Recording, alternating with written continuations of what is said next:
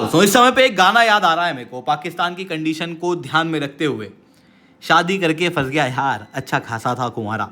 पाकिस्तान जो कि एक तरफ अफगानिस्तान से युद्ध में जूझ रहा है, दूसरी तरफ बलूचिस्तान लिबरेशन आर्मी के द्वारा लगातार अटैक किए जा रहे हैं, तीसरी तरफ खतरा इनको इंडिया के अटैक का भी सता रहा है क्योंकि ऑपरेशन सिंदूर अभी भी एक्टिवेटेड है। भारत के डिफेंस मिनिस्टर द्वारा क्लियरली ये बात कही गई है। ईरान के द्वारा भी यहां पर कहा गया है कि अगर आप इजराइल यूएस का सपोर्ट करोगे तो ऐसी कंडीशन में बुरे खामियाजे आपको भुगतना पड़ेंगे। ठीक इसी समय पे सऊदी अरेबिया के द्वारा ईरान के खिलाफ स्ट्रेटेजिक म्यूचुअल डिफेंस एग्रीमेंट को इन्वोक कर दिया गया है और इस समय पर पाकिस्तान के chief of defence staff Asim Munir Saudi Arabia के अंदर वहां के डिफेंस मिनिस्टर से मिल रहे हैं। यह पाकिस्तान की एक अजीबोगरीब फॉरेन नीति को भी एक्सपोज करता है, जहां पर एक तरफ पाकिस्तान के शहबाज शरीफ ईरान के अंदर जो खमेनी की मृत्यु हुई थी उसको कॉन्डोलेंस शो करते हैं, तो दूसरी तरफ पाकिस्तान के चीफ ऑफ डिफेंस स्टाफ यानी कि पाकिस्तान की आर्मी उनकी सिविलियन गवर्नमेंट से अलग जाके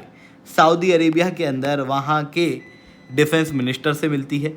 और उसके बाद यहाँ पर आप क्लियरली देख सकते हो कि इनके द्वारा क्लियरली हवाला दिया जाता है स्ट्रेटेजिक डिफेंस एग्रीमेंट का, जो कि आप यहाँ पर ऑफिशियल ट्वीट के अंदर भी देख सकते हो। तो ये चीज़ अब दिखाती है कि पाकिस्तान एग्जैक्टली पूरी तरीके से फंस चुका है। एक तरफ तो उसको अपनी फोर्सेस सऊदी अरेबिया भेजनी पड़ेगी, तो दूसरी तरफ उसको डोमेस्टिकली भी अपनी फोर्सेस की आवश्यकता है। तीसरी तरफ वो इकोनॉमिक रिलायंस जो सऊदी अरेबिया के ऊपर है उस चीज़ को नकार भी नहीं सकता। तो चौथी तरफ यहाँ पर जो ईरान है उसके द्वारा भी फिर काउंटर अटैक पाकिस्तान के ऊपर किए जा सकते हैं। इवन बलूचिस्तान का फ्रंट भी ओपन हो सकता है। तो एग्जैक्टली यहाँ पर क्या हुआ है इसे मैं शुभेंदु चौहान डिटेल में आप लोगों के साथ में चर्चा करूंगा। बट उसके पहले अगर आपको यूपीएससी सीएससी की तैयारी करना है, इंडिया के टॉप एजुकेटर से पढ़ना है, तो आप अनअकैडमी के ऊपर जुड़ सकते हो। 2025 के बेहतरीन रिजल्ट अनअकैडमी की तरफ से आए हैं, जहां पर फर्स्ट रैंक अनअकैडमी के ऑनलाइन क्लासरूम प्रोग्राम की है। टॉप 10 के अंदर 8 बच्चे, टॉप 50 के अंदर 32 और 100 में से 65 बच्चे अनअकैडमी से पढ़े हुए हैं। टोटल 585 सिलेक्शन इस बार अनअकैडमी ने दिए हैं, आप क्लियरली यहाँ पर देख सकते हो। इतना ही नहीं दोस्तों, यहाँ पर आप क्लियरली देख सकते हो अभी एक बहुत बड़ा इवेंट इसी सेलिब्रेशन के रूप में अनअकैडमी बनाने वाला है, जहां पर इंडिया के टॉप एजुकेटर्स रैंकर्स जो हैं वो अपनी स्ट्रैटेजी रिवील करेंगे। अनअकैडमी के साथ उन्होंने किस तरीके से पढ़ाई की इस बात के बारे में भी बताएंगे। ये इवेंट जो है वो मंजिल इवेंट होने वाला है नोवा को अनस्टॉपेबल अनअकैडमी के यूट्यूब चैनल के ऊपर। चलिए दोस्तों समझने का प्रयास करते हैं यहाँ पे क्या हुआ है। देखो आप सब लोगों को याद होगा सबसे पहले 2025 के अंदर इजराइल के द्वारा कतर दोहा के अंदर हमास के ऑफिशियल्स को मारने के लिए एक अटैक किया गया था, जिसके बाद पूरा जो गल्फ रीजन था ना उसके अंदर इनसिक्योरिटी की लहर दौड़ पड़ी। और इसी इनसिक्योरिटी की लहर के अंदर सऊदी अरेबिया के द्वारा पाकिस्तान के साथ में एक म्यूचुअल डिफेंस एग्रीमेंट किया जाता है। म्यूचुअल डिफेंस एग्रीमेंट का कारण जो है वो बहुत साफ था, क्योंकि देखो पाकिस्तान के पास में न्यूक्लियर वेपन है, पाकिस्तान के पास में अगर मैं इस्लामिक वर्ल्ड के अंदर कहूँ तो बाकी देशों के मुकाबले काफ़ी बेहतर हथियार भी देखने को मिलते हैं।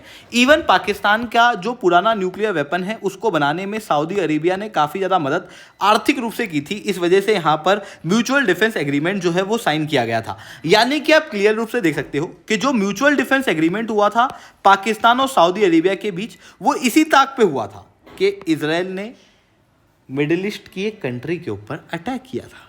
और वैसी ही सिचुएशन आपको अभी फिर बनती हुई दिखाई दे रही है, जहां पर ईरान के द्वारा लगातार मिडिल ईस्ट के अंदर कई सारे देशों के ऊपर अटैक किए जा रहे हैं। खास रूप से सऊदी अरेबिया के ऊपर आप देख सकते हो लगातार अटैक जो हैं वो किए गए हैं। इवन सऊदी अरेबिया ने रिसेंटली बताया है कि प्रिंस सुल्तान एयरबेस के ऊपर भी ईरान की बैलिस्टिक मिसाइल को लॉन्च किया गया था, जो कि काफ़ी ज़्यादा खतरनाक था। इतना ही नहीं, सऊदी अरेबिया के अंदर जो इनकी रिफाइनरीज हैं उनके ऊपर अटैक किया गया है। ऐसी कंडीशन के अंदर जो पाकिस्तान और सऊदी अरेबिया के बीच में म्यूचुअल डिफेंस एग्रीमेंट है, जो ये कहता है कि अगर किसी भी एक कंट्री के ऊपर एग्रेशन होता है तो उस एग्रेशन को दोनों कंट्री के ऊपर मान लिया जाएगा। ये ठीक वैसा ही है जैसे नाटो के अंदर आर्टिकल 5 है। तो यहाँ पर सऊदी अरेबिया ने इस डिफेंस पैक्ट को साइन इसलिए किया था ताकि मिडिल ईस्ट के अंदर युद्ध हो तो पाकिस्तान उसके सपोर्ट में है। और इसी वजह से रिसेंटली सऊदी अरेबिया के द्वारा इस पैक्ट को इन्वोक कर दिया गया है। यानी कि इस पैक्ट का हवाला देते हुए यहाँ पर कहा गया है कि सऊदी अरेबिया अब असीम मुनीर से मिल रहा है ताकि दोनों साथ में मिलके ये चीज़ को निर्धारित कर सके कि ईरान के अंदर जो अटैक्स हैं उनको किस तरीके से रोका जाए। अब जब ये चीज़ आई तो फिर बात आती है कि पर अभी ये डिफेंस एग्रीमेंट को इन्वोक करने के पीछे सऊदी अरेबिया की स्ट्रेटजी क्या है, अगर आप ये समझना चाह रहे हो तो देखो बात सीधी सी है।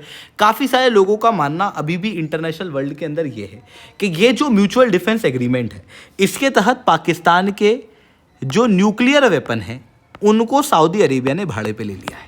ऐसी कंडीशन में पाकिस्तान कि अगर न्यूक्लियर वेपन का सपोर्ट सऊदी अरेबिया को मिल जाए तो मोस्ट प्रोबेबली ये ईरान के खिलाफ एक डेटरेंस के रूप में क्रिएट हो सकता है। इसी वजह से इनके द्वारा क्या किया जा रहा है, इनके द्वारा रिसेंटली रियाद के अंदर एक इमरजेंसी मीटिंग की गई है जहां पर सऊदी अरेबिया के डिफेंस मिनिस्टर प्रिंस खालिद बिन सलमान थे, तो दूसरी तरफ पाकिस्तान के chief of defence staff Asim Munir थे। अब असीम मुनीर आप देखोगे तो ये सऊदी अरेबिया से मीटिंग कर रहे हैं, वहीं दूसरी तरफ इनकी जो सिविलियन गवर्नमेंट है वो ईरान के साथ में अपनी सॉलिडारिटी जो है वो शो कर रही है। ये क्लियरली दिखाता है कि पाकिस्तान के अंदर जो आर्मी है वो बिल्कुल अलग है पाकिस्तान की सरकार से, और जो आर्मी है वो पाकिस्तान की सरकार की बिल्कुल नहीं सुनती। अब जब यहाँ पर ये चीज़ हुई तो उसके बाद सऊदी अरेबिया के ऑफिशियल ने ये कहा कि अगर किसी भी रूप से अगर हमारे ऊपर एग्रेशन होता है तो फिर यहाँ पर म्यूचुअल डिफेंस एग्रीमेंट जो है वो इन्वोक होगा। अब पाकिस्तान क्यों इस वॉर के अंदर एंटर करेगा, पहली बात तो आपके दिमाग में ये आ रही होगी। तो देखो पहली चीज़ तो ये है कि mutual defence agreement legally binding है इसलिए। तो दूसरी तरफ लगभग 2.5 मिलियन लोग सऊदी अरेबिया के अंदर पाकिस्तान के रहते हैं जो कि बड़ा रेमिटेंसेस पाकिस्तान के अंदर भेजते हैं। खास रूप से भीख मांग के भेजा जाता है। सऊदी अरेबिया जो है वो मना भी करता है कि भाई आप इस तरीके से रोड पर भीख मत मांगा करो, बट उसके बावजूद भी पाकिस्तान को इस तरीके से रेमिटेंसेस प्राप्त होते हैं। ऐसी कंडीशन में सऊदी अरेबिया से इंटीग्रेशन इनके इकोनॉमिक बेनिफिट में है, तो दूसरी तरफ इनका जो आर्मी है, जो मिलिट्री है, वो पूरी तरीके से सऊदी अरेबिया के ऊपर इंटीग्रेटेड है। यानी कि सऊदी अरेबिया पैसे भेजता है जिसके जरिए पाकिस्तान के अंदर आर्मी जो है वो मॉडर्नाइज होते हुए दिखाई देती है। इसलिए बिल्कुल भी पाकिस्तान की आर्मी जो कि एक करप्ट आर्मी है वो पाकिस्तान की तरफ से सऊदी अरेबिया को निराश नहीं करना चाहती। बट अगर पाकिस्तान लिटरली इस युद्ध के अंदर उतरता है तो ईरान के द्वारा क्लियरली कहा गया है कि हमारे दुश्मनों को सपोर्ट किया तो पाकिस्तान तेरा हाल बहुत बुरा होगा, क्योंकि बलूचिस्तान जो कि ऑलरेडी पाकिस्तान के अंदर लगातार अटैक कर रहा है बलूचिस्तान लिबरेशन आर्मी के जरिए, उन बलूचिस्तानियों के कई सारे लीडर जो हैं वो ईरान के अंदर भी रहते हैं। आप लोगों को याद होगा जनवरी 2024 के अंदर दोनों देशों के बीच में एयर स्ट्राइक्स भी की गई थी। ऐसी कंडीशन में इन बलूचिस्तान के जो फ्रीडम स्ट्रगल है इनको पाकिस्तान के अंदर सपोर्ट करने का काम ईरान कर सकता है, और इवन अपने यहाँ के भी जो बलूचिस्तानी लीडर्स हैं उनको वहाँ भेज सकता है। दूसरी तरफ पाकिस्तान जो है वो ऑलरेडी यहाँ पर अफगानिस्तान से जूझ रहा है, इंडिया से जूझ रहा है, इंटरनली यहाँ पर बलूचिस्तान के अंदर आज़ादी की मांग हो रही है। इन सारी चीज़ों के बीच पाकिस्तान को खुद के अंदर भी फोर्सेस की आवश्यकता है। अगर ये खुद की फोर्सेस यहाँ पर यूज़ नहीं करेंगे तो ऐसी कंडीशन में पाकिस्तान जो है उसके अंदर बलूचिस्तान लिबरेशन आर्मी तो अलग होगी, साथ में यहाँ पर जो अफगानिस्तान है उसके द्वारा भी एक बड़े इलाके के ऊपर कब्जा किया जा सकता है। इतना ही नहीं दोस्तों, एक और चीज़ जो ध्यान रखने वाली है वो ये है कि जब ईरान के अंदर खमेनी की मृत्यु हुई थी तो उस समय पर पाकिस्तान के अंदर जो 15-20% शिया मुस्लिम की आबादी है उनके द्वारा वाइड स्प्रेड प्रोटेस्ट किए गए थे। आप लोगों को याद होगा यूनाइटेड स्टेट्स ऑफ अमेरिका की कॉन्सुलेट तक को इन्होंने तबाह कर दिया था।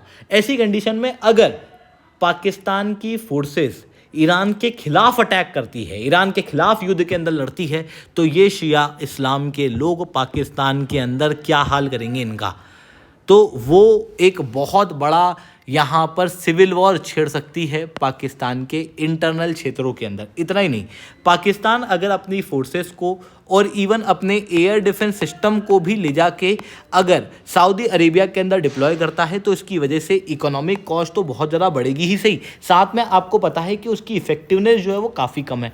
सऊदी अरेबिया को यहाँ पर प्रोटेक्शन भी नहीं मिलेगी।